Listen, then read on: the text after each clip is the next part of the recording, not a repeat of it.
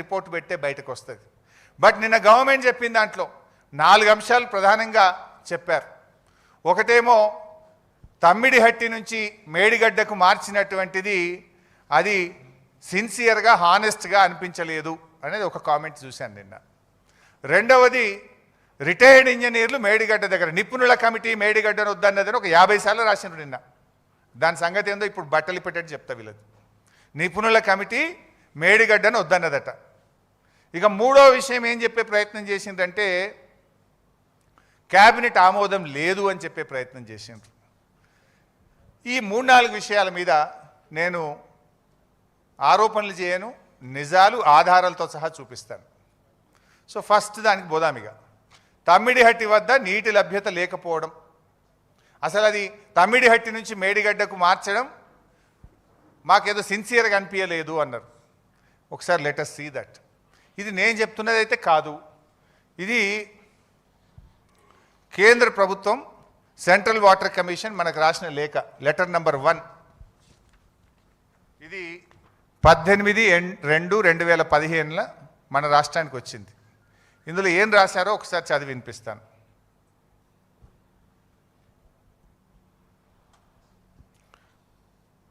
There is a spillage of water during monsoon period, especially during the high water stages.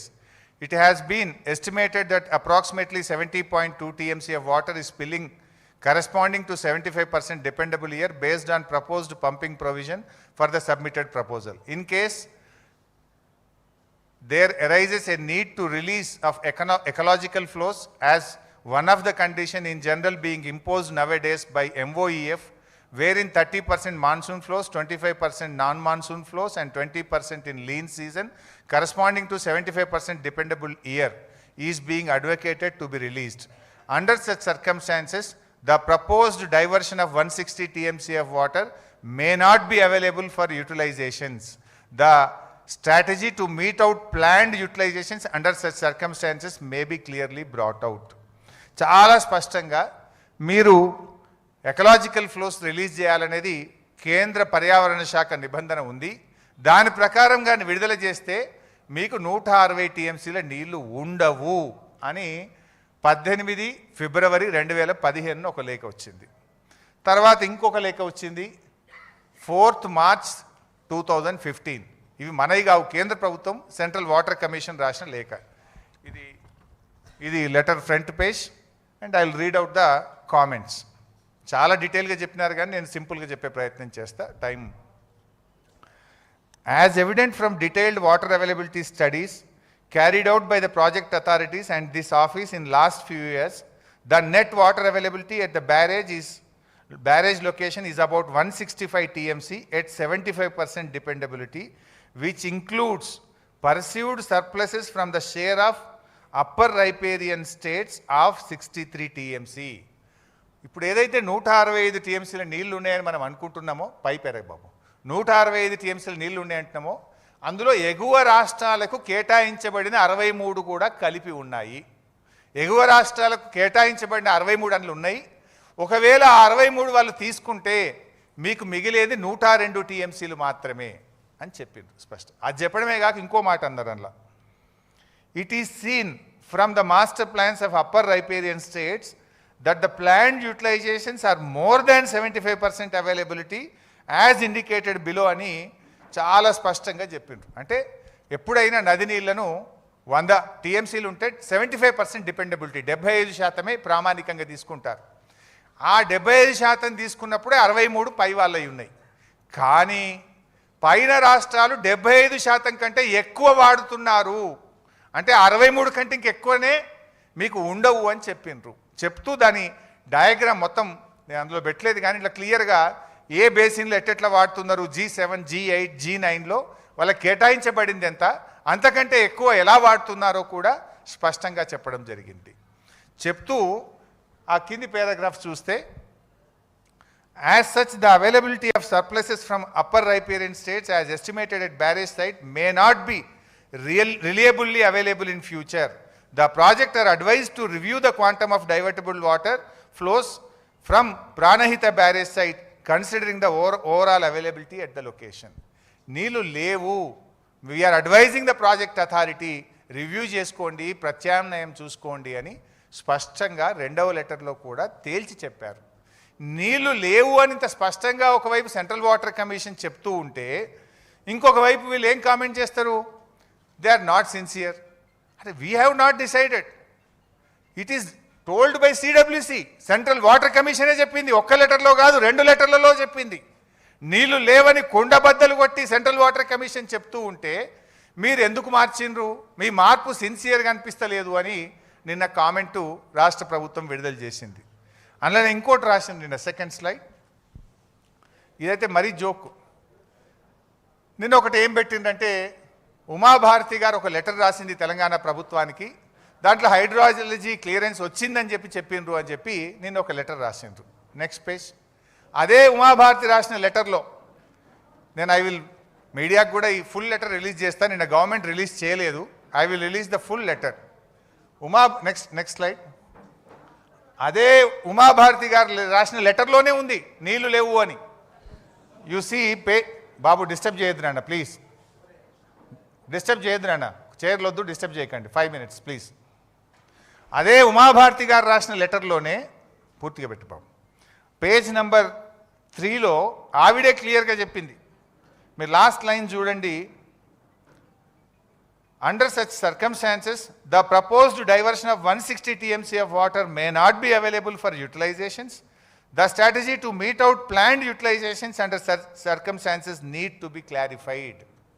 Uma Bharti గారే రాసిండ్రు, నీళ్లు లేవు, 160 TMCల నీళ్లు ఉండవు, మీరు ప్రత్యామ్నాయం ఆలోచించుకోండి అని ఆ లెటర్లోనే రాసిండ్రు. కానీ నిన్న కమిషన్ రిపోర్ట్ పేరిట నిన్న రాష్ట్ర ప్రభుత్వం చేసిన డ్రామా ఏంది? అప్పటికే హైడ్రాలజీ క్లియరెన్స్ వచ్చిందని ఉమాభారతి రాసిండ్రు అన్నారు. ఇది ఉమాభారతి గారి లెటరు. ఆ లెటర్లోనే చాలా స్పష్టంగా 160 TMCల నీళ్లు లేవు అని తేల్చి చెప్పారు. ఇది ఉమాభారతి గారి లెటరు. దీని తర్వాత ఉమాభారతి కింద ఉండే సెంట్రల్ వాటర్ కమిషన్ ఫిబ్రవరి నెలలో ఒకటి, మార్చి నెలలో ఒకటి కూడా నీళ్లు లేవు, ఉండవు, ప్రత్యామ్నాయం చూసుకోండి అని చెప్పింది. 3 ఆధారాలు ఉన్నాయి. ఇక ఇంత స్పష్టంగా ఉంటే వీళ్ళు దాన్ని తప్పుదో పట్టించే ప్రయత్నం చేస్తున్నారు. Next slide. అసలు తుమ్మిడిహట్ నుంచి ఎందుకు మార్చాల్సి వచ్చింది? ఇప్పుడు మీకు 3 ఆధారాలు చూపించాను. సిడబ్ల్యూసి 2 లెటర్లు, ఉమాభారతి లెటర్ నీళ్లు లేవు. దెన్ మహారాష్ట్ర గవర్నమెంట్ 152 మీటర్ల ఎత్తులో బ్యారేజ్ నిర్మించడానికి ఒప్పుకునేది లేనే లేదు అని చెప్పింది. దానికి 7 ఏళ్ళు అప్పటి కాంగ్రెస్ ప్రభుత్వం అప్పుడు అదే చెప్పిండ్రు. నేను 1 సంవత్సరం పాటు కేసీఆర్ గారు, మా ఇంజనీర్లు, మా అధికారులు, నేను కూడా స్వయంగా వెళ్ళి మహారాష్ట్రను ఒప్పించే ప్రయత్నం చేస్తే ఒప్పుకునే ప్రశ్నే లేదని తేల్చి చెప్పిండ్రు. 2వ పాయింట్, అక్కడ చాప్రాల్ వైల్డ్ లైఫ్ ఉంది. అసలు చాప్రాల్ వైల్డ్ లైఫ్ ఉన్నటువంటి చోట ఎవడన్నా బ్యారేజ్ కడతాడా? సుప్రీంకోర్టు నుంచి అనుమతి రావాలంటే 10 ఏళ్ళు పట్టినా రాదది. అంటే నీళ్ళు ఇచ్చే ఉద్దేశం కాదు, నీళ్లు లేని చోట ఇరికిచ్చిండ్రు, అంతర్రాష్ట్ర ఒప్పందాల్లో కిరికిర్లో ఇరికిచ్చిండ్రు, చాప్రాల్ వైల్డ్ లైఫ్లో కిరికిచ్చిండ్రు. అంటే మీరు అసలు తమ్మిడిహట్టి దగ్గర పెట్టుడే పెద్ద తప్పు చేసింది Congress.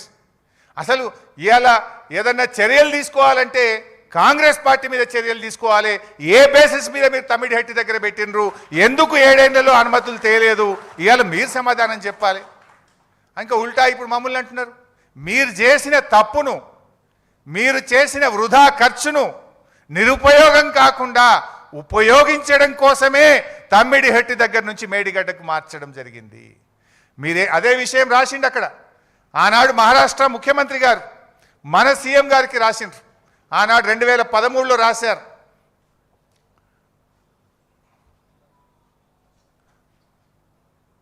At this full reservoir level 152 meters, about 2099 hectares of land from 22 villages of district Chandrapur and 8 villages of district Gachiroli is likely to be submerged, and this is the main cause of unrest among the farmers in the area. It is also requested that Andhra Pradesh government should not proceed with unilaterally decided layouts and control levels, as it may lead to unfruitful expenditure. నీ సొంతగా 152 మీటర్ల ఎత్తు నిర్ణయించుకొని నీ ఇష్టం ఉన్నట్టు పనులు చేస్తే నువ్వు పెట్టే ఖర్చు వృధా అవుతుంది, దండగైతుంది. నువ్వు వెంటనే ఆపుకో, రివ్యూ చేసుకో అని హెచ్చరిస్తూ మహారాష్ట్ర ముఖ్యమంత్రి మనకు రాసిండు. ఇది మీరు చేసిన తప్పు. మహారాష్ట్రను ఒప్పించకుండా నీళ్లున్నాయా లేవా చూడకుండా వైల్డ్ లైఫ్లో ఇరికిచ్చి తెలంగాణకు ద్రోహం చేసింది కాంగ్రెస్ పార్టీ. మీరు చేసిన తప్పును సరిదిద్దడం కోసం కేసీఆర్ గారు దాన్ని మేడిగడ్డకు మార్చడం జరిగింది. ఇవాళ శిక్షించాల్సి వస్తే, చర్యలు తీసుకోవాల్సి వస్తే యూనిలాటరల్గా ఏకపక్షంగా మీరు తమ్మిడిహట్టి దగ్గర పెట్టి తప్పు చేసిన మిమ్మల్ని శిక్షించాల్సినటువంటి అవసరం ఉంది. నెక్స్ట్ అండ్ ఇంకొక ఆధారం మీకు. ఇప్పుడు ఏమంటున్నారు వీళ్ళు, లేలే మీరు తప్పు చేసిండ్రు, తమ్మిడిహట్టి నుంచి ఎందుకు మార్చిండ్రు అన్నారు. ఒకవేళ మేము తప్పు చేస్తే సిడబ్ల్యూసి ఎందుకు ఒప్పుకుంటుందండి? If we are at fault, why CWC is agreed? మేమేం దాయలే. ఇప్పుడు కాళేశ్వరం డిపిఆర్ను కేంద్ర ప్రభుత్వానికి పంపినాం. కేంద్ర ప్రభుత్వం 11 అనుమతులు ఇచ్చింది మాకు. ఆ డిపిఆర్లో కూడా స్పష్టంగా చెప్పినాం. ఏం చెప్పినామో కూడా ఒక్కసారి చూడండి. కాళేశ్వరం డిపిఆర్లో మనము కేంద్ర ప్రభుత్వానికి మాకు అనుమతుల కోసం రాస్తాం. దాదాపు 11 అనుమతులు రావాలి ఢిల్లీ నుంచి. మన డిపిఆర్ను కేంద్ర ప్రభుత్వానికి సబ్మిట్ చేసేటప్పుడు కూడా దాంట్లో ఏం రాసినాము, there has been reservation of CWC about the availability of required 160 TMC of water at earlier proposed diversion site Tummidihatti, and hence the success of the scheme in meeting its water demand was questioned by them. CWC ఆడ నీళ్లు లేవని చెప్పింది, ఆడ కడితే మీకు నీళ్లు రావని చెప్పింది, కానీ అనే విషయాన్ని మనం డిపిఆర్లోనే రాసాం. Next page. ఇక్కడ కూడా కొంచెం పెద్దగా right. Further it may be worth while to mention the CWC has cautioned that the net water availability of 165 TMC may reduce further by 63 TMC in case of full utilization of its share by the upstream state.